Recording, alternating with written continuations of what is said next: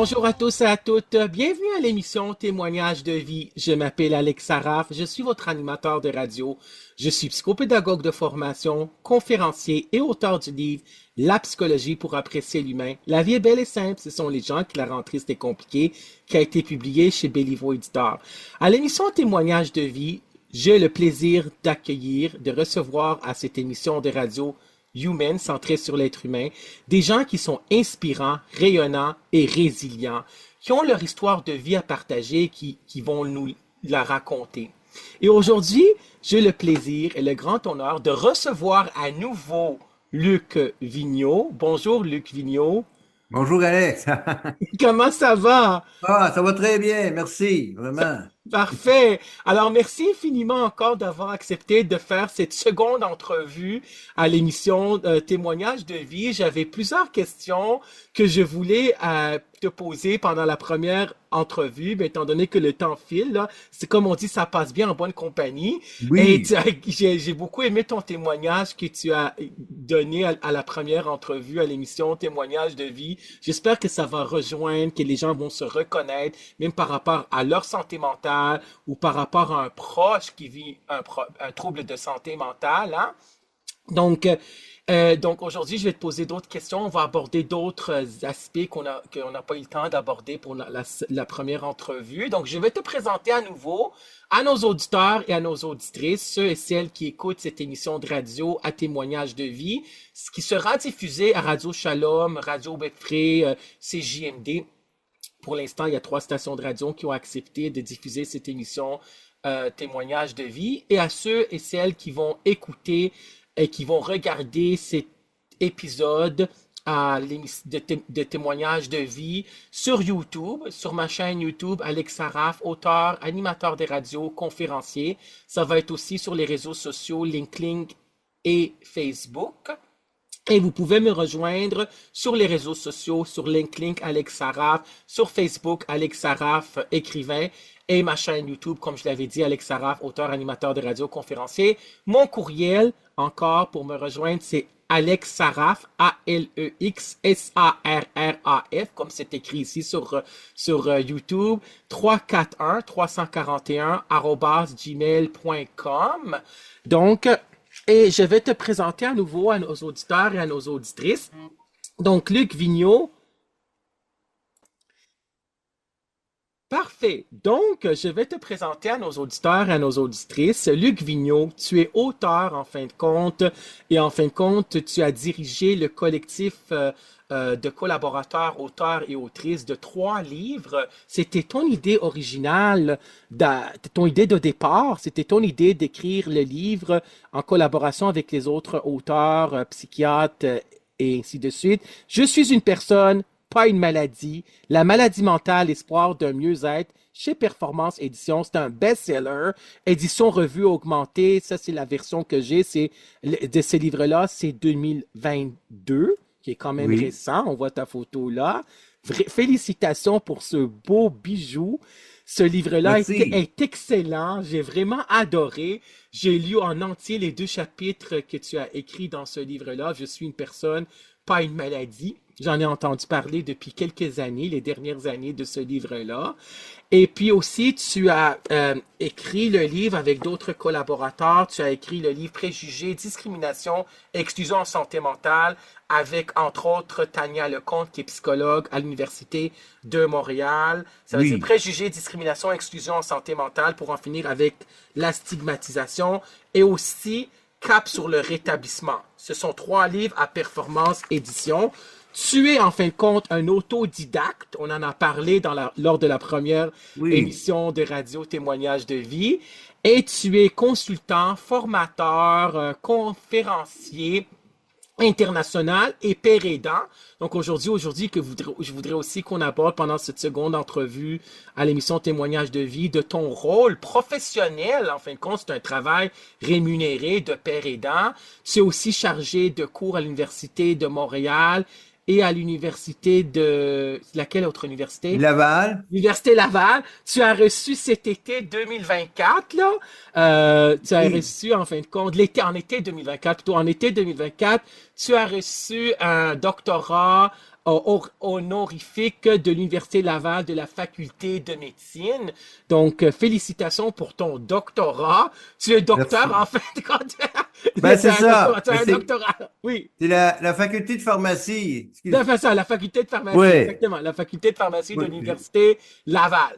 Donc, on va en parler de d'autres choses qu'on n'a pas eu le temps d'aborder, d'autres aspects, d'autres thèmes qu'on n'a pas eu le temps d'aborder pendant la première émission qu'on avait fait, l'entrevue que tu avais fait pour l'émission qu'on avait fait pour un témoignage de vie.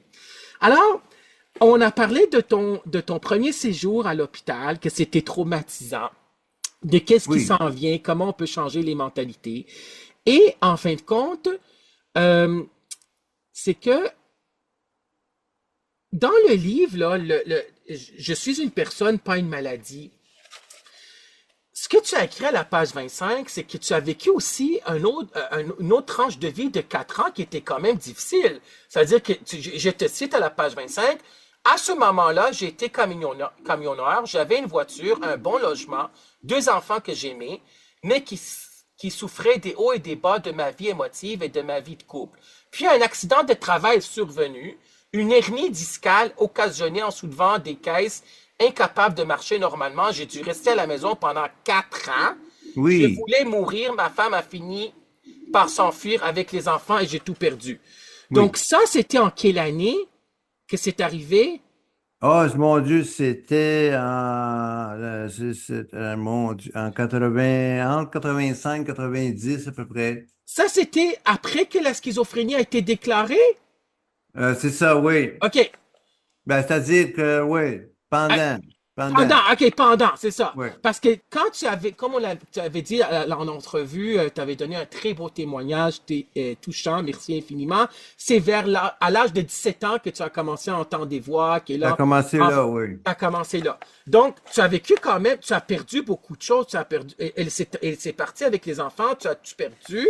Tout, Donc, j'ai tout perdu, tu as tout. tout perdu. Donc, c'est une personne, en fin de compte, résiliente. À Oui, la résilience, Boris Cyrulnik en a parlé, qui est un psychologue, un psychiatre, un psychanalyste qui a écrit sur la résilience. Il y a ses masterclass présentement. C'est un grand auteur de renommée internationale. C'est un formateur, c'est un consultant, puis c'est un conférencier. Donc, la résilience, le fait de rebondir malgré les épreuves et de s'en sortir. Et en fin de oui, compte, tu en es sorti parce qu'aujourd'hui, on va parler aussi de ta vie aujourd'hui.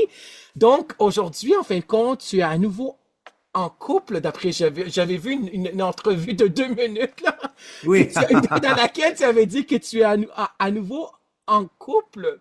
En fin de compte, tu as rebâti ta vie. Donc, là, ça a pris beaucoup d'années, j'imagine. C'était un cheminement qui était quand même difficile aussi à vivre, là. Oui, ben là, je suis remarié depuis 15 ans, Wow! 15-16 ans. Je me suis marié ici au lac Saint-Charles, Oui, l'auberge du lac Saint-Charles, là, qui est pour la région de Québec, là. oui, Donc, ça a été vraiment merveilleux. C'est sûr que le mariage, c'est toujours extraordinaire. oui, Il faisait beau, etc. Donc, j'étais très heureux. Je fais le parfait bonheur vraiment, avec les hauts et les bas comme tout le monde. oui, c'est Mais sûr.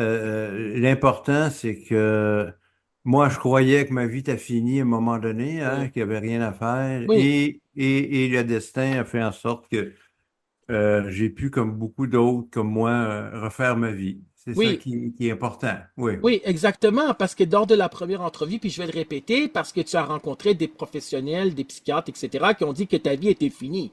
Puis j'ai Oui, lu on m'a ça, dit ça. c'était avec les membres de ta famille qui étaient là aussi, puis là, Exact. c'était que tu étais irrécupérable. Ça, Oui, c'est ce qu'on disait de moi. c'est ce qu'on disait de toi.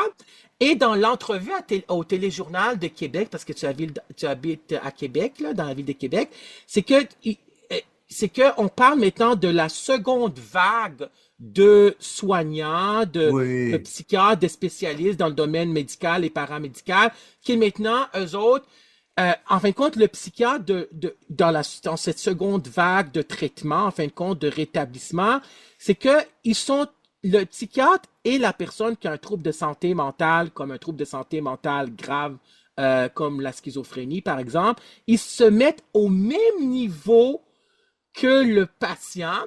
Et ça, là, en fin de compte, il y a une résistance par rapport à ça aussi, parce que il y a encore de nos jours des psychiatres qui écrivent qu'on a des limitations fonctionnelles permanentes, qu'on ne pourrait jamais travailler dans aucun milieu professionnel, puis qu'on a un mode de fonctionnement de 50% ou de 60% à vie, là, puis qu'on est invalide, là, à vie, là. Donc, c'est quand même, on n'a pas, c'est deux vagues qui sont, tu sais, comme, on a passé d'une vague à une autre, mais on est, là, il y a combien de psychiatres, est-ce il y a beaucoup de psychiatres qui sont dans cette seconde vague, qui voient le patient comme à leur niveau, ou Ben, c'est je une... dirais la Ouais. majorité, la Ah très oui, c'est grosse bon. majorité. Génial. Tu vois, j'ai assisté au congrès de l'Association des médecins psychiatres du Québec Oui, et ça fait 2 années consécutives que c'est un père aidant qui ouvre le congrès. oui, Oui, oui, oui, oui. Le premier, c'était Grégoire de Côte d'Ivoire. oui, Lui, tu sais, en Côte d'Ivoire, les croyances, ils pensent que les gens sont possédés par Dieu. Donc, imagine-toi que dans les villages, on attache après les arbres des gens qui ont des maladies mentales où ça? en Côte d'Ivoire. Oh my God, c'est Oui, en Côte affreux. d'Ivoire, je pourrais t'envoyer des liens là Oui, pour. envoie-moi les liens, c'est important Ouais, pour... ouais. Puis Ouais, Grégoire, lui, ben, il a fondé une maison de rétablissement où il se promène de village en village, détacher les gens avec ouais, la permission du chef du village, bien sûr. Et il est devenu, parce que lui-même, il a souffert de dépression, donc il ouais, s'en est sorti, puis maintenant il aide les autres. Et puis l'année d'ensuite, ça a été Patricia Degun, qui est oui, une Américaine de Boston, qui elle aussi elle est atteinte de schizophrénie, puis elle aussi, on lui a dit que sa vie était finie. Mais aujourd'hui, elle a un PhD, wow, comme, PhD, ben oui, un doctorat, ben oui, elle a un doctorat comme psychologue, donc elle est docteur Patricia Degun en psychologie, et elle fait des choses extraordinaires. oh, c'est Donc génial, voilà, donc les psychiatres au Québec veulent travailler avec les pères aidants. Il y en a même qui disent, oui, moi, je n'ai pas de père aidant, je travaille pas. Ils ont développé, vous savez, autrefois, le psychiatre, j'appelle ça le syndrome Dieu, hein, où ouais, il était en haut de tout, il savait tout, puis bon. Mais maintenant, on sait que il faut travailler en équipe. oui, Donc, et les psychiatres sont maintenant formés comme ça. Moi, j'ai la chance de donner un cours aux résidents 4 en psychiatrie oui. que je donne avec le docteur Paul Jacques, qui est psychiatre, justement, sur le rétablissement, réadaptation, etc. Tu le donnes à Euh, quelle université? Université Laval. Ok, parfait. Ouais, tous les années à l'Université Laval. J'ai déjà donné Oui, à Montréal, mais maintenant, je me concentre à Laval. oui, Et les résidents adorent, adorent, adorent, adorent, parce que c'est un cours où on parle pas des molécules du cerveau, tout ça, on parle vraiment plus de l'attitude, oui, hein, que le soignant, le professionnel doit avoir avec le patient. oui, Puis aussi, je donne un cours aux nouveaux médecins à Laval. Ça, c'est toutes catégories confondues, là, à leur première année de médecine. C'est un cours qui s'appelle Médecins, médecine et société, où on leur dit le patient, c'est le seul expert des conséquences de la maladie sur sa vie. oui. Hein? Donc, vous êtes l'expert des soins, donc c'est deux experts qui se parlent. Oui, parce que c'est le patient qui connaît plus C'est sa ça. maladie par rapport à Voilà. ses symptômes et par Voilà. rapport à ses pré-symptômes et c'est mieux vaut guérir, mieux vaut prévenir que guérir. Comme toi, tu avais dit dans la première entrevue, tu as 5 étapes par rapport à comment tu sais Oui, qu'est-ce qui va pas bien, dans quelle étape, et tu veux pas aller dans la cinquième étape où tu es dans un hôpital, là. c'est C'est ça, ça. exactement, Oui, exactement. Donc, ils apprennent maintenant à réfléchir à haute voix avec les oui, patients, à dialoguer. Puis aussi, ils reconnaissent que les médecins, ils savent pas tout, hein. non, c'est ça. D'abord, 50% des Nord-Américains ont des maladies chroniques. Hein. oui, Puis une maladie chronique, ça veut dire que c'est longtemps. C'est ouais, difficile à soigner. Donc, ils ont besoin du savoir expérientiel de la oui, personne. oui, Vous, dans votre quotidien, comment vous faites pour oui, vous adapter, pour passer au travail? Puis moi, avec mes connaissances, bon, on va trouver une solution ensemble. oui, Donc, on est là, on est rendu là. Il y a des bureaux de patients partenaires là, dans des universités. Donc, un patient partenaire, en fait, c'est que maintenant, tu sais, avant, on faisait des réunions cliniques avec les professionnels. oui. Maintenant, ben, on inclut le patient. Il fait partie de l'équipe de ses propres soins. Oui, puis c'est Euh, une équipe multidisciplinaire. oui, il y en a, Exactement. c'est ça, le patient, il est là, là. Oui. Avant, on parlait de lui quand il n'était pas là. Ou Maintenant, on parle, on parlait de lui quand il était là aussi. ouais, Ouais, maintenant, on c'est ça, parle de comme s'il lui. n'était pas là. Ouais. C'est ça. En psychiatrie, ça se faisait pas. Ah non? Inclure le patient, là, Ouais, c'est maintenant, ça. ça se fait. Oui, Donc, il y a toutes ces nouvelles approches-là. oui, Et aussi, euh, la santé mentale ou même la santé psychologique, c'est une science qui a moins de certitude que un cœur, le cœur qui fait un infarctus. Ben, je peux le montrer. Je peux prendre une photo du cœur avec la cicatrice pour dire, regardez, il y a eu une rupture hein, du muscle. oui, C'est ça un infarctus. oui, Mais la schizophrénie, la dépression, je peux rien j'ai rien à vous montrer. Donc, euh, quand on ne sait pas trop ça, ben, c'est difficile de trouver des solutions, hein. Donc, c'est pour ça que ça prend l'aide de tout le monde. oui, c'est sûr. Donc, c'est dans ce sens-là que les besoins des gens sont là. Puis aussi des nouvelles approches. Ce que je vous parle, là, il y a la décision partagée, là, c'est le médecin est expert, le patient est expert, puis ensemble, on va Oui, prendre une décision, on va faire la prescription ensemble. oui, Et puis, après ça, maintenant, ben, au Québec, les pharmaciens et pharmaciennes ont des pouvoirs accrus. Ils ont décloisonné les pouvoirs médicaux. Donc, le pharmacien peut en tout temps modifier la prescription. C'est extraordinaire, ça. Tu n'as plus besoin d'aller voir ton médecin.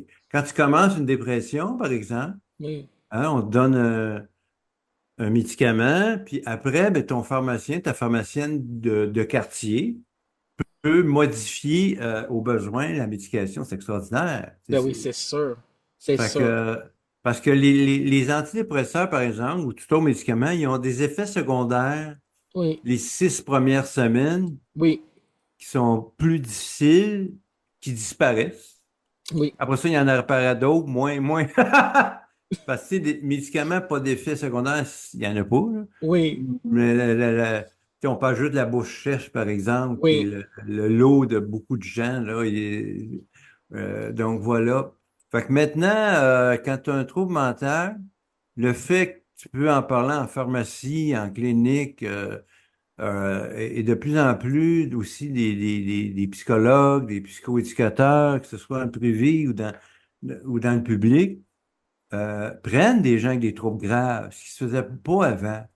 oui, Maintenant, ils le font. Alors, euh, parce que ça marche, oui, je parce que ça comprends. fonctionne. Ben C'est oui. ça. Les données probantes disent, ben ça, cette approche-là fonctionne très bien. Oui. Voilà. Exactement. Donc là, c'est ça, c'est ce qu'il faut faire de la démystification puis de la Oui. sensibilisation parce que la folie, ça n'existe pas en psychologie ou en psychiatrie, comme je l'avais dit là. C'est sûr qu'il y a des gens qui ont le mode de fonctionnement, le dysfonctionnement fonctionnel, Oui. un mode de fonctionnement social, professionnel, etc., qui peut être plus difficile à vivre. Il y a de la détresse psychologique, il y a de la souffrance cliniquement significative, le mode de relation, de fonctionnement social, professionnel, ainsi de suite, peut être altéré en fin de compte à un degré, à plusieurs degrés. Ça va de soi, mais la psychologie n'existe, la folie n'existe pas. Ça n'existe Hmm. pas. Ça, c'est important de faire de la démystification parce qu'avant, c'est vrai, on pensait que la personne était possédée par le démon. C'est OK? ça. Non, c'est pas ça. C'est pas ça du tout. Et Euh, on va parler de proches aidants avec le savoir expérientiel. On s'en vient dans ça, mais c'est que je me rappelle dans ton livre, parce que j'ai lu vraiment dans le livre que tu as en fin de compte écrit, tu as écrit 2 chapitres dans ce livre-là, Je suis une personne, pas une maladie. Puis j'ai lu les 2 chapitres au complet, c'était génial de lire ça. Et aussi, à la page 30, tu parles des privilèges que Hmm. là, quand on est à l'hôpital, ça aussi, c'est difficile à changer aussi, mais c'est encore là, que là, tu as des privilèges si tu vas avoir un crayon. Oui, Mais c'est ça. Donc, par exemple, là, donc là, c'est quand même, est-ce que, d'une certaine façon, est-ce que c'est comme de l'infantilisation qu'on traite les absolument, malades, on traite les malades comme des enfants, là, absolument. l'infantilisation, là. Je veux dire, si tu es gentil, ben, tu vas avoir un privilège, tu vas avoir un crayon C'est pour écrire ça. avec le crayon. Donc, Donc, ça aussi, c'est à abolir, là. ouais. On n'est pas dans une cour d'école, là, Ben oui. oui, puis c'est pareil Ou pour une le sortie de linge. bingo, une sortie de bingo. Tu veux une Ah, c'est sortie de ça. bingo, il faut falloir que tu sois fin, que tu sois Faut que tu sois fin, tranquille. Ben sois oui, gentil. ben oui, Pour pouvoir t'habiller sur le département aussi, que tu sois gentil. Alors, tout ça, faut. Moi, j'appelle ça l'héritage asilaire, hein. oui, À l'époque asilaire, comme tu l'as mentionné, la folie, c'était la volonté de Dieu, hein. ouais, Je ne sais pas ce que tu avais fait, mais ouais, et maintenant, ben non, c'est pas une volonté de Dieu, c'est une maladie comme les autres. oui, Mais à l'époque, asilaire, il n'y avait pas de soins. ben Il oui, faisait du comportemental. oui, Hein, du comportemental, ben c'est ça. Si t'es gentil, tu vas voir ci. Si t'es gentil, tu vas voir ça. oui, Et ça, bon, maintenant, on a des soins, puis euh, on est capable de traiter les gens différemment. Puis aussi, les gens en psychiatrie ont des droits, hein. On est dans une société de droit. Donc, d'empêcher quelqu'un de lire ou d'écrire, c'est illégal au Canada, là. ben c'est sûr, Donc, c'est c'est tout sûr. ça qu'il faut regarder, puis pas parce que tu as un trouble mental que tu n'as plus de droit. Non, non. Moi, je comprends. Voilà, c'est ça. Exactement. Et en parlant de père aidant, l'expérience de Oui, père aidant, la page 132 dans le livre, le best-seller Je suis une personne, pas une maladie. Pourquoi un père aidant? Mais d'abord, pourquoi un père aidant? Donc, c'est le savoir expérientiel, experiencing. Expérientiel, ça veut dire faire c'est- l'expérience d'eux. c'est- C'est ton vécu à toi en tant que patient oui, du père aidant avec le savoir professionnel des intervenants et des gestionnaires en voilà. santé mentale. Mais c'est sûr que le père aidant, c'est un professionnel. Et là, tu parles, en fin de compte, comment tu es devenu père aidant. Donc Oui. là, c'est ça, je voudrais juste démystifier c'est quoi un père aidant, parce que moi aussi, je savais pas trop c'est quoi, là, tu sais, j'en ai pas trop entendu parler. Ben, j'ai entendu un peu parler est-ce que père aidant puis proche aidant, c'est pareil, ou proche aidant, c'est plus avec la famille, tandis que père aidant, c'est avec les professionnels? Mais ça dit que père aidant, PAIR, là, Ouais, ouais, ouais. Pas donc père. qui veut dire pareil, qui veut dire Oui, pareil, un oui, père, c'est un pareil. Donc, oui, c'est quelqu'un qui a la maladie, qui a oui, traversé la maladie, qui est dans le rétablissement, qui est stable, oui, et qui aide les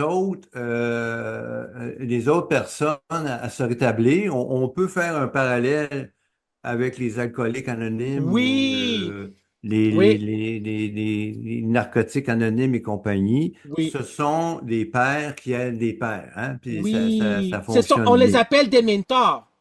Oui, Oui, c'est c'est ça. ça. Oui. Les Donc, sponsors, en anglais, c'est sponsor. C'est ça. sponsor, c'est Ouais, ça, c'est c'est ça. ça. Nous, en anglais, c'est peer support. Ah, c'est bon. Peer support, Oui, c'est dans la littérature internationale, si oui, vous allez sur Google, oui, il oui. y en a. Et les proches aidants, en fait, c'est des membres de votre famille ou de vos amis qui vous aident, euh, Ah, qui, ok, je comprends, qui c'est vous ça. C'est ça ce accompagnent que chez je le pensais. médecin, Oui, c'est ça ce que ils je vont vous pensais. faire à manger, ils vont vous aider dans. C'est des proches, on les appelle des proches aidants. Oui. Et Est-ce que, il y a au ministère, là, au gouvernement, là, un ministère qui s'occupe des proches aidants pour les soutenir aussi, parce qu'ils peuvent oui, s'épuiser, ces gens-là, là.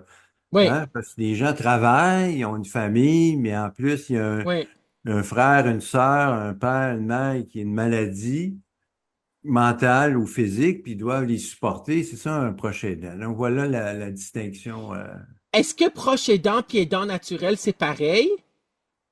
Oui, oui, oui, Ouais, c'est ça ce que oui, je pensais aussi, oui, comme oui, ouais. Chloé Sainte-Marie par rapport à, C'est ça. à Gilles, là, c'est que c'est son ancien mari, là, en fin de Oui, compte. Gilles, je sais pas c'est quoi son nom de famille, je me rappelle plus, là. Mais c'est que là, Chloé Sainte-Marie, qui est une chanteuse, oui, une on la personnalité connaît. publique, Oui. ben oui, on la connaît, c'est Gilles les gens. Carle, Gilles Gilles Carle. Carle, ben oui, Gilles Carle, qui a souffert de Parkinson, de la maladie de Absolument. Parkinson, qui est C'est décédé de un génie maladie. du cinéma. Ben oui, oui, oui, c'est vrai. Donc là, à la page 136, le travail de père aidant devrait être considéré comme une profession à être intégrée aux conventions collectives ou aux contrats de travail.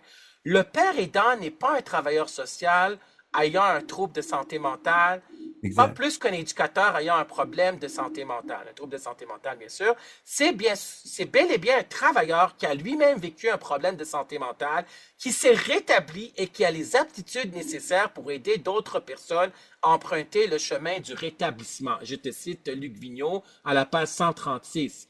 Donc, c'est ça, donc, parce que c'est comme les alcooliques anonymes, la personne qui a plus d'expérience, qui l'a vécu, qui s'est rétabli et qui pourrait aider. Puis ça, c'est Oui. bon parce qu'on se reconnaît, la personne qui a le même trouble de santé mentale que nous, puis on se reconnaît à travers son trouble de santé mentale et son vécu par rapport à son cheminement vers le rétablissement, là. Oui, mais Ça, oui, la personne doit avoir une formation c'est ça. spécifique de Eh, père aidant. oui.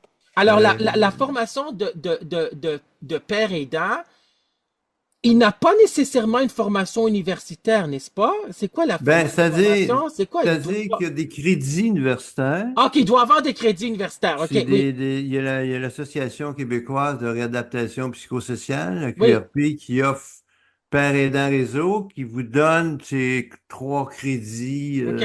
de Laval. Oui. Et vous avez à Montréal, ça s'appelle les mentors du rétablissement. Ah, c'est bien. Ouais, ça c'est nouveau depuis Oui, quelques années. Ça, c'est à l'Université de Montréal. oui. Où là, c'est un cours qui dure 1 an. OK. Donc, à la sortie du cours, vous êtes certifié par Oui, aidant. oui. Et là, vous pouvez aller travailler dans le réseau. Puis maintenant, ça fait pas longtemps, Alex, les parents aidants sont syndiqués. Oui, c'est génial. Oui, c'est nouveau. Ils sont reconnus, ils ont une Oui, convention collective, ils oui, ont des salaires, des fonds de pension, journée de maladie. oui, Et ils travaillent dans les équipes multi à Québec. Là, oui, je crois qu'il y en a une douzaine maintenant de parents aidants, donc ils sont syndiqués.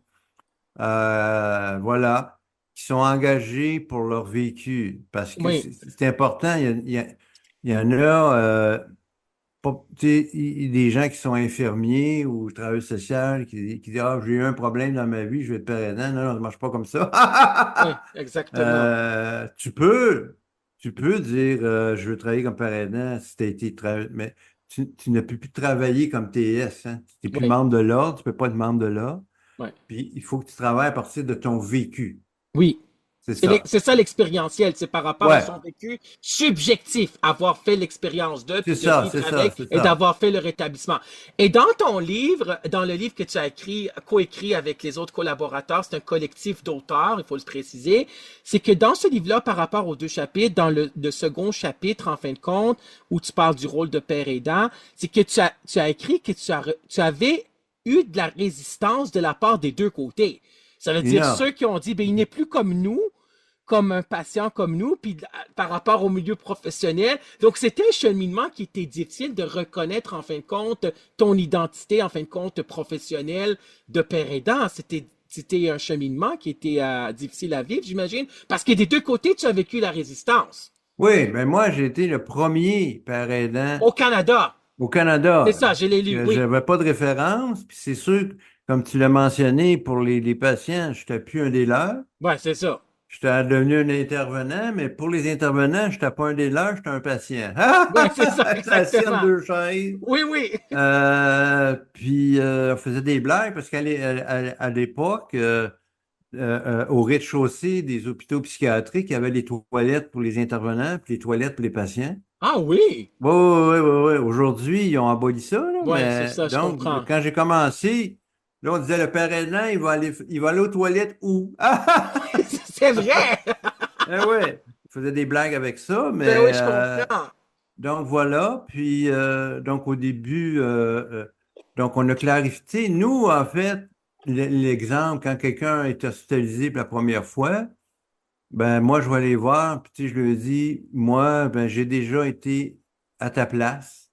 J'ai Oui. connu ça, Mhm. j'ai un diagnostic de schizophrénie, etc. Donc, les gens se sentent apaisés, se sentent compris. Oui. Et puis, moi, je les accompagne vers le rétablissement. Puis je les mets en lien avec les professionnels. Oui. Parce que des fois, moi, comme je dis souvent, j'ouvre le cœur. Ça permet de donner confiance. Parce que des fois, les gens sont méfiants vers les professionnels pour toutes sortes de raisons. Puis là, je les aide à avoir confiance, puis à ce qu'ils puissent se rétablir. Parce que moi, je fais pas de thérapie, je fais pas de soins, Oui. c'est vraiment de l'accompagnement. Oui. De Euh, l'accompagnement et de la consultation. Ben oui. ouais, ouais. Un Oui. peu, pas des coachs, mais on n'est pas Ouais. des coachs, Bon, on n'est pas. mais juste que les gens comprennent, Oui, je comprends. juste qu'on comprenne. Mais on n'est pas des coachs, mais Oui. juste que les gens comprennent. Oui. Pas des thérapeutes, là. Oui, je comprends. Mais on n'est pas des thérapeutes. Puis après ça, dans la communauté, c'est pareil. Que les gens puissent se réapproprier le pouvoir sur leur vie. Oui, faire de l'empowerment, ça c'est important. L'empowerment, L'empowerment, ça veut dire reprendre le contrôle sur sa vie, c'est important. voilà, c'est exactement ça. C'est ce que tu avais fait par rapport à ton cheminement Ouais. personnel, là, par rapport à la schizophrénie.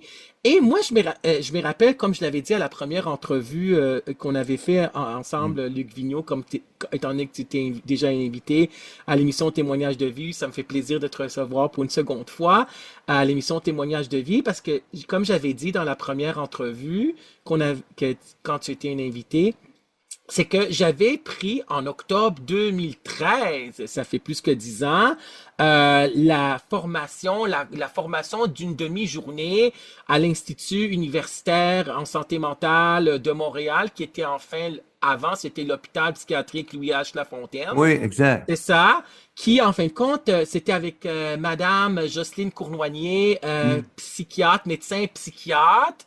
Donc, elle parlait aussi des médicaments, de la schizophrénie, de la prévalence et l'étymologie. Là, on ne va pas rentrer dans les détails pour nos auditeurs et Ah, nos non, auditrices, non. là, pour expliquer tout ça, là. Mais ce qu'elle avait dit, étant donné que l'Institut universitaire en santé mentale de Montréal, c'est proche de la place Versailles. Absolument. C'est ça, c'est proche de la place Versailles.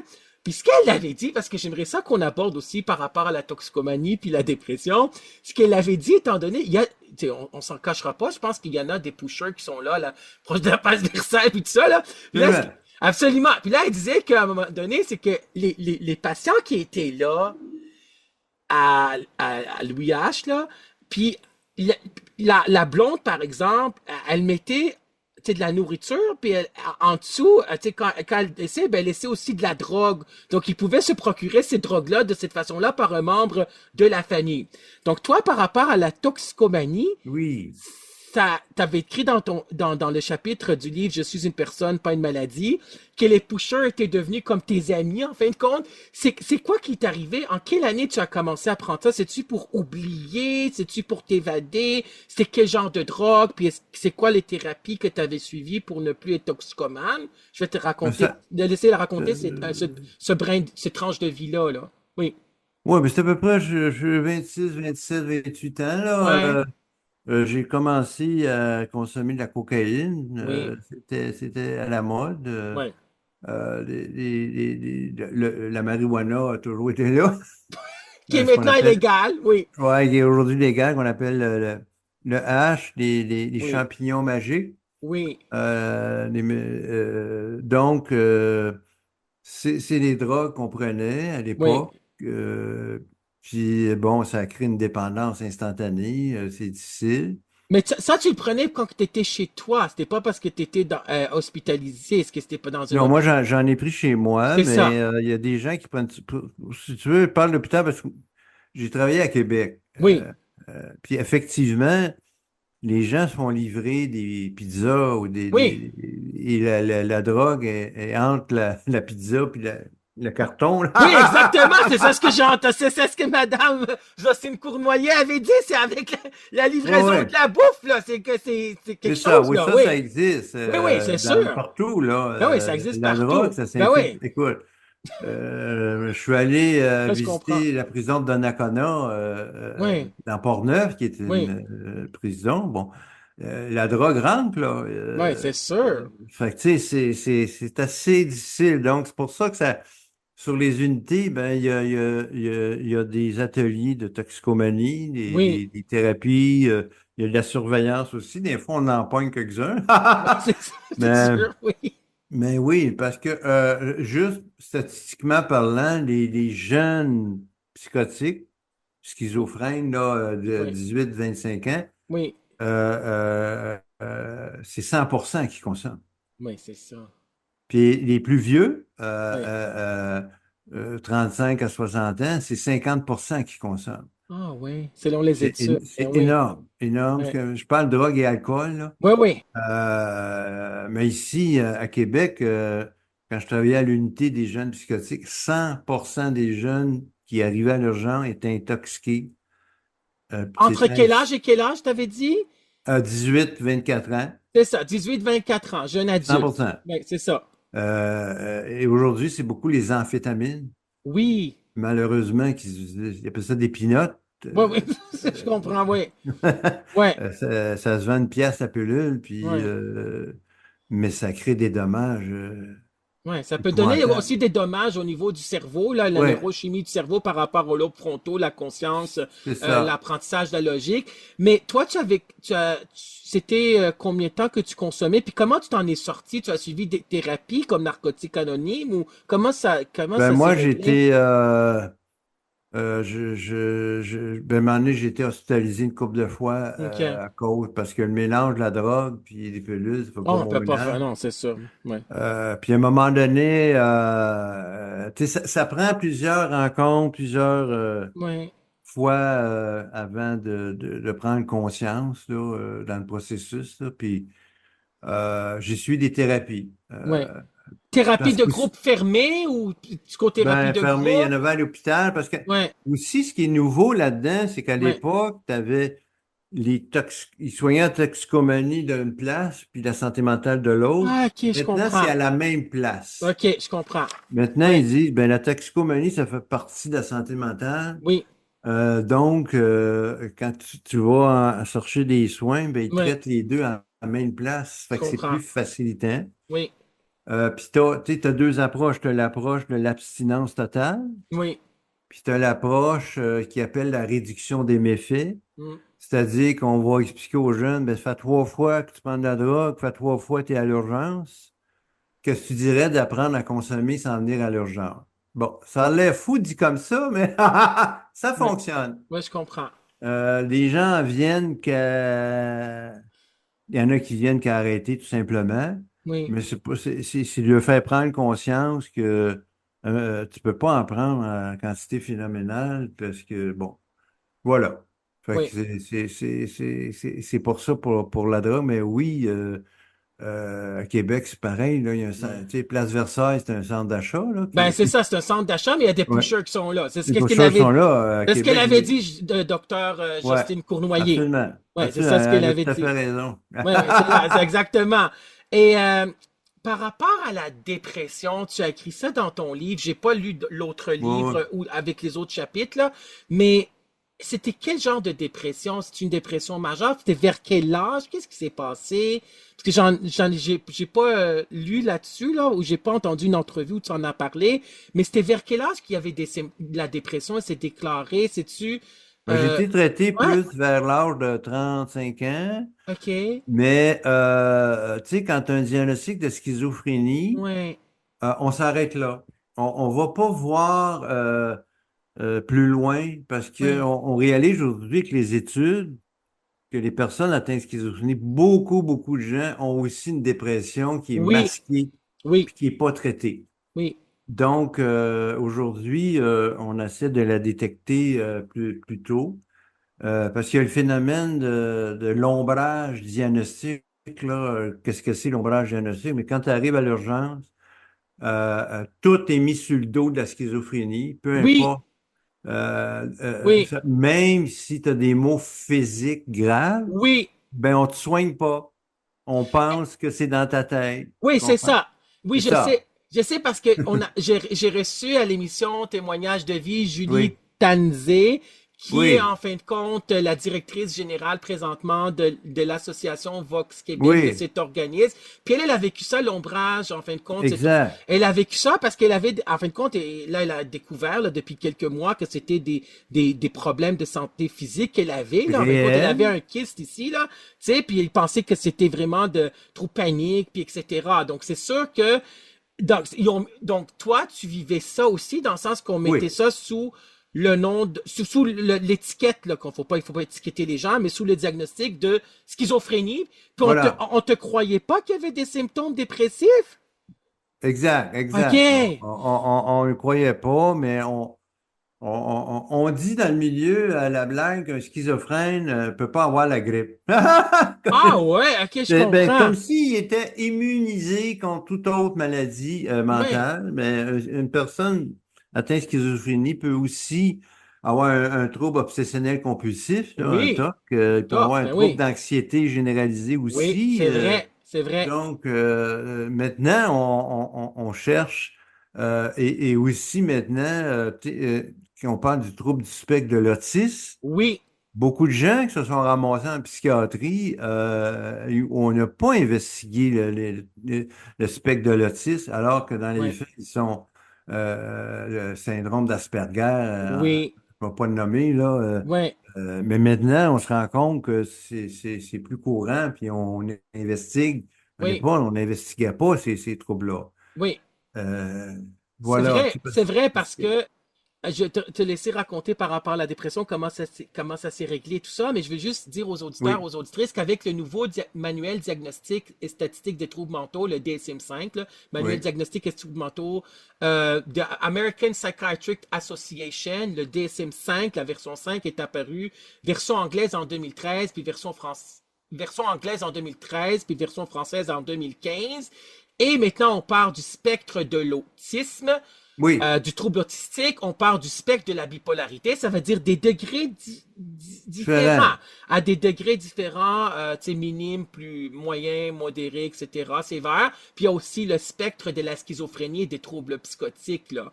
Donc, là, la dépression, c'est que, mais tu avais fait, à un moment donné, t'avais dit dans l'autre entrevue que tu avais fait une tentative de suicide, Ben, c'est j'ai ça? fait malheureusement Ouais, c'est ça. tentative de Mais suicide. et là, c'est là qu'ils t'ont cru que tu étais en dépression, c'est ça? Euh, oui, à ce OK, c'est ça, moment-là, c'est à ce ils ont moment-là. dit, je pense qu'il je Ouais, pense qu'il était un peu en dépression et là, ouais. on a commencé à me traiter pour la dépression. Donc, on t'a donné Euh, des antidépresseurs. des antidépresseurs, mais OK. aussi des thérapies. Quel genre de thérapie cognitivo-comportementaliste? Behaviorale. Ouais, biographe, Comportementaliste, là. mais la TCC, La là, TCC de Aaron Beck, thérapie ouais, cognitivo-comportementaliste, bon. là. Oui. Fait que, tu sais, donc, entre autres, changer ma perception des événements. Tu sais, on peut pas Oui, changer les événements, mais on peut changer notre perception. oui, bien sûr. L'exemple que je donne, jeune, ma mère, mon père est décédé, j'avais 10 ans, elle m'a placé dans un orphelinat Ah oui. et moi, je l'ai vécu comme un abandon. Oui, c'est sûr. Et avec les thérapies, ben, j'ai réalisé qu'en fait, elle avait tellement d'amour pour moi, Oui, elle n'était pas capable de s'occuper de moi. oui, c'est Fait qu'elle m'a sûr. confié à d'autres, tu vois? Oui, Alors, l'événement est le même, mais ma perception a changé. oui, c'est sûr. Donc, c'est dans ce sens-là. Oui, je Et ça, comprends. c'est très aidant. Donc, puis même les thérapies ont le même taux de succès que les médicaments, hein, Oui. chez la dépression. Donc, on encourage les gens. Quand tu prends les deux, c'est Oui, encore mieux. Hein? il faut prendre les deux. C'est Mais, biopsychosocial et troubles de santé ouais, mentale. absolument. Dans mon livre, La psychologie pour apprécier l'humain, la vie est belle et Oui, simple, ce sont les gens que la rentrée c'était compliqué, qui a été publié chez Bailey Voidstar, c'est écrit Alex Saraf, psychopédagogue. Donc, il y a un chapitre sur la santé mentale OK. et la psychopathologie. Donc, moi, c'est sûr que moi, je crois que c'est, comme les autres spécialistes aussi, plusieurs spécialistes, que c'est biopsychosocial. Les troubles de santé mentale, même le trouble de santé mentale grave, je me rappelle, elle avait dit que c'est polygénique par rapport à la schizophrénie, Madame Absolument. Jocelyne Cournoyer. Moi, j'ai appris ça quand j'avais 17 ans, quand j'avais pris le cours, je vais la nommer, France Rainville au Cégep de Saint-Laurent. J'avais 17 ans, j'avais Wow. pris le cours Initiation à la psychologie, qui s'appelait dans le temps Introduction à la psychologie. Puis elle avait parlé de la schizophrénie, des troubles de santé mentale graves. Puis moi, j'avais fait, en fin de compte, une recherche à l'âge de 17 ans sur la schizophrénie. C'était un intérêt pour moi. Puis je me rappelle que j'avais trouvé des articles scientifiques qui parlaient de l'allèle 21, que la Hmm. personne qui est schizophrène naît avec l'allèle 21 qui marche pas trop, là. Puis c'est dans le bagage, le code de génétique. Puis elle avait dit, c'est un des facteurs, Madame Jocelyne Cournoyer. Donc c'est biopsychosocial. La TCC, la thérapie comportementaliste, là, cognitivo-comportementaliste. Cognitive, ça veut dire intellectuel, changer la perception, les façons de voir les choses, le raisonnement, la logique, parce que c'est sûr que probablement tu t'es senti, t'avais la peur étant donné que tu t'es senti comme abandonné quand tu étais Oui, placé dans un orphelinat à l'âge de 10 ans, donc l'angoisse de séparation, puis la peur de l'abandon surtout, oui, voilà. C'était très revenir, présent. ben, c'était très présent. Donc, il faut changer cette perception-là, cette façon de voir les choses, etc. Et aussi le comportement, le fait de ne pas s'isoler, hein, parce que le comportement, c'est le geste que l'on voit, action ou réaction observable et mesurable d'un organisme en relation avec son environnement. Psychologie en direct, deuxième édition. Mais oui, c'est bon. C'est bon, j'ai été enseignant pendant plus que 20 ans. Là, j'ai fait 2 tiers de ma carrière comme enseignant au cégep. J'ai enseigné dans 4 cégeps. Donc, j'ai enseigné psychologie de la santé mentale, introduction à la psychologie, puis tous les autres cours de psychologie, psychologie sociale, communication, psychologie de la sexualité, Oui, etc. Donc, c'est sûr que par rapport à, il faut donner les antidépresseurs et aussi la thérapie cognitivo-comportementale, le plus qui est gagnant, là, c'est vraiment la TCC de Aaron Beck, la thérapie cognitivo-comportementale avec les antidépresseurs. Puis il y en a des gens qui prennent des antidépresseurs pour le reste de leur vie. Puis il faut aussi, bien sûr, que les schizophrènes prennent, en fin de compte, des antipsychotiques, neuroleptiques qu'on appelle, je pense, pour le reste, neuroleptique. neuroleptiques pour le reste de leur vie. Parce que parfois, la personne qui est schizophrène pense qu'elle va mieux, elle va bien, puis elle va arrêter ses médicaments, comme ceux qui sont bipolaires, là, qui ont des up and down, des phases de maniaque qu'on appelait dans le temps, là, qu'on appelle encore, là, des up, puis des down, la dépression. Et c'est là que parfois, c'est vrai, que ça soit bipolarité ou schizophrénie, quand la personne se retrouve à l'urgence, à l'hôpital, à l'aile psychiatrique, puis c'est là qu'elle a fait une tentative de suicide, là, on va croire qu'elle est vraiment en dépression. Voilà, c'est ça, c'est C'est ça. ça. Donc, euh, donc c'était vraiment, c'est quelque chose que tu as vécu. Tu étais chaise berçante, là, combien de temps ça avait duré, ça? Que tu étais Mais condamné à la chaise berçante, là? j'ai été, bon, c'était long avant que je renaisse, Ah moi. oui! J'ai vraiment plus commencé à renaître vers l'âge de 40 ans. Ah oui, mais tu étais en Donc, chaise, en chaise berçante chez toi?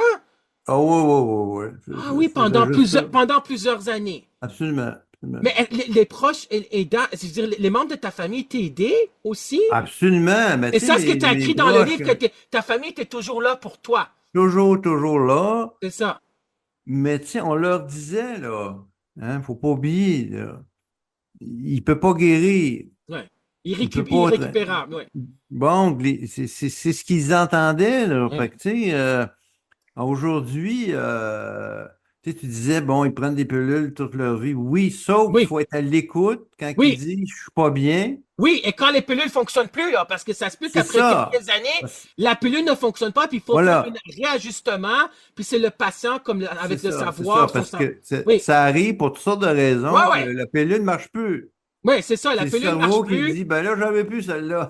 Oui, ou comme par Donc, exemple dans le livre quand tu as écrit par rapport aux oui, troubles érectiles, par exemple, que tu as oui, vécu, tu es allé voir le psychiatre, puis en fin de compte, ou la psychiatre en tout cas, puis là tu avais dit qu'est-ce qui va pas bien, puis il y a eu un réajustement de pilule, là. oui, c'est ça, C'est parce ça. que quand tu n'as pas d'érection, là, Ouais, c'est ça.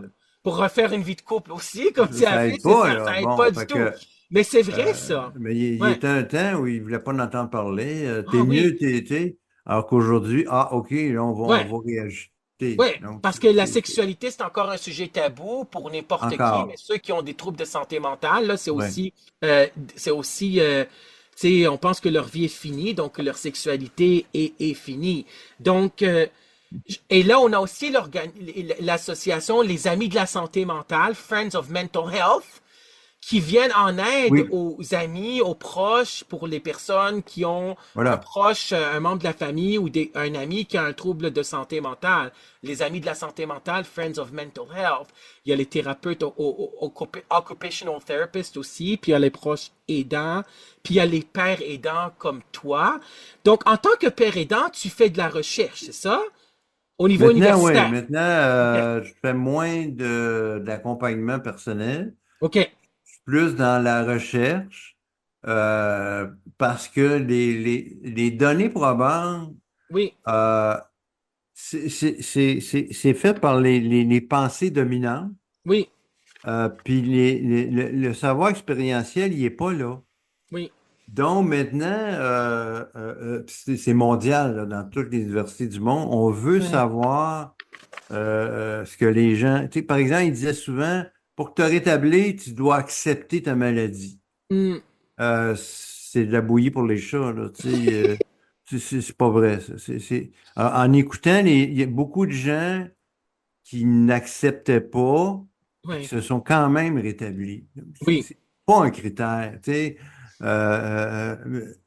Ou ben non, ils ont fait, c'est quoi les points communs parmi les gens qui se rétablissent? Fait que, tu sais, ils ont pu faire des Ouais. tracés. Donc, il y a, tu sais, l'étape 1 qui est l'état de choc Ouais. ou le déni. Oui. Euh, Après ça, la personne est envahie par son trouble, tu as dit qu'elle est juste une maladie, je peux plus rien faire, la vie est Mm. finie. Ah! Puis tranquillement, ben, elle voit, ah, il y a des opportunités. Après Mm. ça, on fait un plan d'action, puis là, elle passe à l'action. Tu sais, Ouais, je comprends. donc, ça prend un plan d'action pour se rétablir. C'est comme Oui. bâtir une maison. Le plan d'action puis le plan d'intervention. Ben oui, c'est Oui, sûr. Oui. oui, c'est ça, qui est bâti sur le projet de la personne. C'est quoi Oui, qu'elle veut c'est ça. faire? C'est ça. Et c'est comme ça qu'on réussit à se rétablir. Ouais. Tu sais, comment est-ce qu'elle s'appelle? Clara Hughes, Oui. qui est une athlète olympienne, qui est porte-parole pour Belle Cause pour la cause. Oui.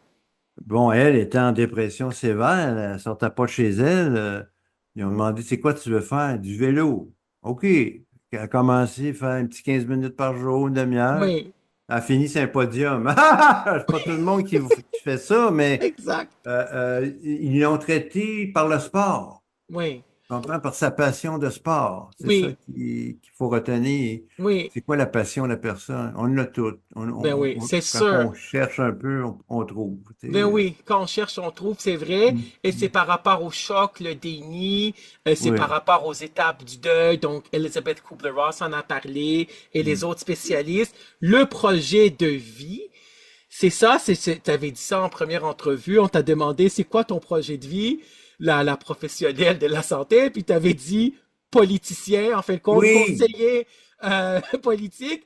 Et ton projet de vie, tu l'as réalisé, j'espère, là. J'imagine que tu l'as réalisé, ton projet ben de vie. absolument, Tu absolument. l'as réalisé. Et c'est ça, Je- je l'ai entendu dans le milieu, en fin de compte. Et moi, je suis psychopédagogue, je suis pas psychologue, clinicien, j'ai jamais appartenu à l'Ordre des psychologues du Québec. J'ai le baccalauréat en psychologie, la maîtrise en psychopédagogie. Je vais avoir aussi des invités comme, je vais avoir un invité psychosocial, j'ai eu des invités psychologues, etc. Puis j'ai enseigné en la psychologie, 2 tiers de ma carrière, 23 ans, sur les 35 ans, c'était la psychologie, comme j'avais dit, psychologie de la santé mentale, psychologie de la sexualité, psychologie sociale, introduction à la psychologie, communication, puis psychologie du développement. Donc, le projet de vie, j'en ai entendu parler. Absolument. Les gens qui m'en ont témoigné. Moi, je suis une personne aussi qui est réceptif, empathique, réceptif et empathique, comme psychopédagogue, même comme enseignant, je l'ai été. Et le projet de vie, c'est que la personne va trouver qu'est-ce qu'elle voudrait faire. Mais ce projet de vie-là, il faut poser la question, c'est quoi ton projet de vie aux gens qui ont des troubles de santé mentale? C'est normal, il faut le savoir. Oui, Chaque personne doit avoir une mission de vie puis un projet de vie. C'est important. exact. Et- C'est majeur, puis oui, dans la vie, c'est quoi ton but dans la vie? Oui, Tu sais, c'est pas obligé d'être des idées grandeur, là. ouais, c'est C'est des sûr. choses très, très simples du quotidien. Oui, Je veux pouvoir prendre l'autobus puis me déplacer de façon autonome, mais c'est un beau projet, ça. Tu sais, ben oui, c'est je veux sûr. aller aux études, je veux aller travailler, Oui, etc. Mais tu sais, sur ma chaîne YouTube ou mon site web, là, lucvigneault.com, c'est quoi il y a ta un chaîne hommage. YouTube? C'est quoi ta chaîne YouTube? C'est Luc Vigneault, tout OK, simplement. parfait. Parfait.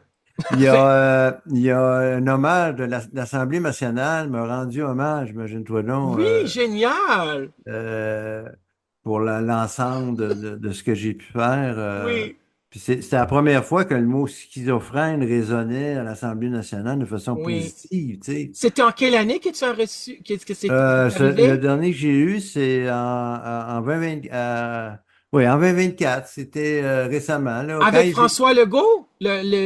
c'était celui qui m'a rendu hommage, c'est Sylvain Lévesque, Oui, OK.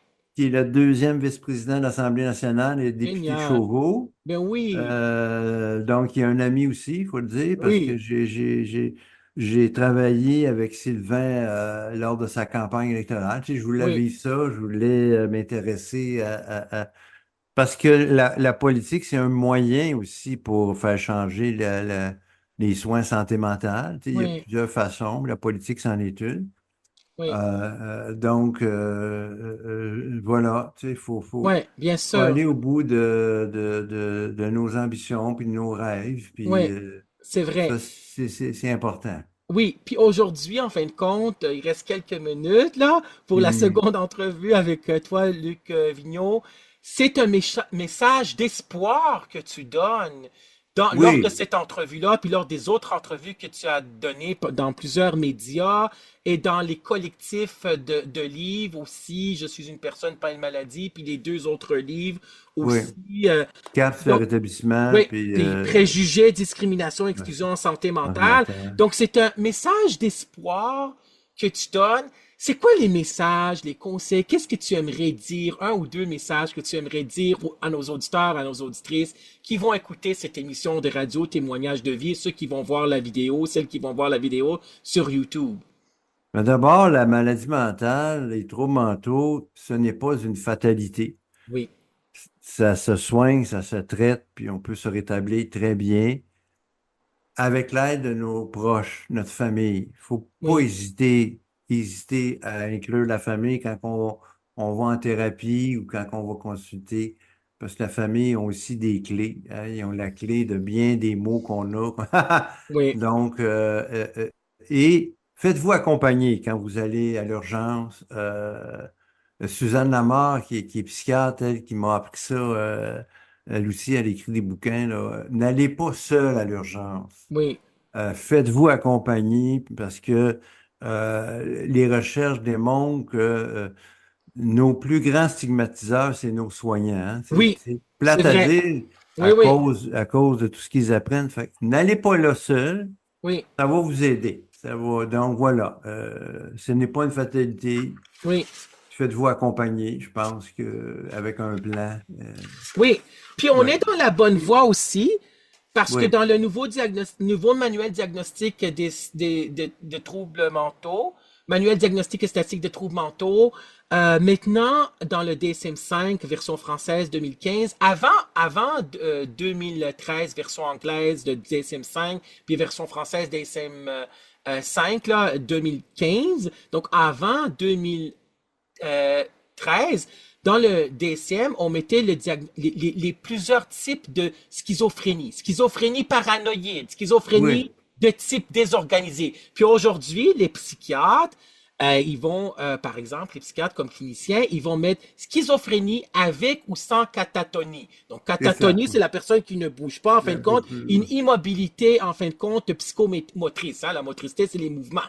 Donc, schizophrénie avec ou sans catatonie, c'est quand même bon parce qu'avant schizophrénie paranoïde, tu avais tout de suite le diagnostic, la personne avait tout de suite paranoïde. Puis Oui, les gens ont oui, peur oui. toujours de la paranoïa, la santé mentale qui fait peur, en fin de compte, qui ne devrait pas faire peur. Il faut absolument faire de la sensibilisation puis de la démystification. Tu es un conférencier international. C'est bon que tu, consultant, formateur, c'est bien que tu enseignes aussi aux étudiants à l'université pour Oui, et que ça fait moins, il faut que ça se fasse moins peur parce que la santé mentale, les troubles de santé mentale font peur, mais ça devrait pas faire peur les maladies mentales. non. Ça va de soi. C'est comme des autres maladies d'origine organique, là, je veux dire, c'est comme les autres maladies physiques, là. Tandis que les gens qui entendent troubles de santé mentale, puis il faut toujours voir la personne avant de voir le trouble de Exactement. santé Oui. mentale. Et c'est ça ce qui est écrit à l'endos aussi de la page couverture. Oui. Je suis une personne, pas une maladie. La maladie mentale, l'espoir d'un mieux-être, hein, l'espoir. C'est un best-seller. C'est un livre Oui. que je recommande fortement. J'en ai entendu Merci. parler pendant quelques années et quand j'ai eu en fin de compte l'éditrice qui m'a suggéré ton nom Luc Vigneault par hasard à ce livre-là, puis elle a écrit donc là elle dit je suis une personne pas une maladie, le titre du livre, elle m'a écrit ça sur par courriel. Je dis oh mon Dieu c'est lui, c'est lui je connais ce Oui. livre-là. Donc et c'est en fin de compte et c'est écrit à l'endos de la page couverture pour ceux qui crient haut et fort je suis une personne pas une maladie, c'est un cri de cœur. Absolument, c'est un Et il cri du faut, cœur. et c'est un cri de cœur, puis c'est touchant d'entendre ça, c'est un cri de cœur de savoir qu'on est une personne, on n'est pas juste une maladie. Voilà. Alors, on va devoir se laisser là-dessus parce que cette seconde entrevue a Mon quand Dieu, même, ça va vite, ça hein? va vite, elle a quand même duré 60 minutes environ. L'autre a duré 55 minutes. On aurait pu, ça passe tellement en bonne compagnie avec toi, Luc Vigneault, on aurait pu parler encore des heures et Merci. Ben des heures. oui. C'était un grand privilège, puis un grand honneur, vraiment un grand bonheur de te recevoir à l'émission comme invité à Témoignage de vie. Merci infiniment d'avoir accepté d'être un invité à l'émission Témoignage de vie. Puis merci infiniment, Merci. bravo, félicitations. Le projet de vie, ta mission, en fin de compte, Oui. que tu t'es trouvé. Puis c'est vraiment, il faut avoir une personne comme toi, comme père, qui est père aidant, en fin de compte, qui est un chercheur, qui est une personne qui s'est rétablie, qui est en rétablissement, en fin de compte, de la schizophrénie et qui peut, en fin de compte, donner ce message d'espoir-là. Les gens vont se reconnaître, avoir de l'empathie envers quelqu'un. On développe le plus d'empathie, comme j'avais dit, envers quelqu'un qui a un trouble de santé mentale quand on entend son témoignage. Je voulais absolument t'avoir comme invité à l'émission Témoignage de vie. Tu étais parmi les personnalités publiques, les top 10, si j'ose dire, là, que Ben, mon Dieu, merci infiniment. je voulais avoir vraiment. C'est sûr qu'il y en a eu aussi des personnes très connues aussi, Patrice Cocro. Je vais recevoir cette semaine Jasmin Roy aussi sur Zoom. Là. Oui.